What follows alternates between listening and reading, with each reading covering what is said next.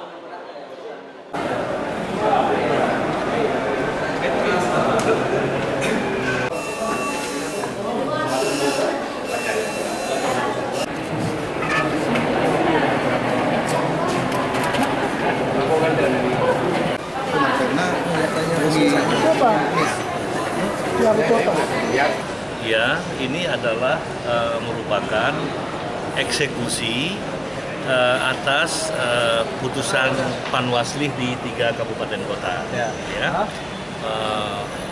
Eksekusi atas putusan Panwasli Biren, eksekusi pelaksanaan putusan atas putusan Panwasli Kabupaten Aceh Utara dan juga untuk Kabupaten Aceh Tamiang. Nah, pelaksanaannya kita sudah sosialisasikan, sudah sampaikan bahwa yang akan diperiksa ulang adalah hasil yang bermasalah saja oleh tim dokter. Dan pemeriksaan kali ini berdasarkan putusan Panwasli adalah dilaksanakan harus di dalam pengawasan Panwasli masing-masing. Ya.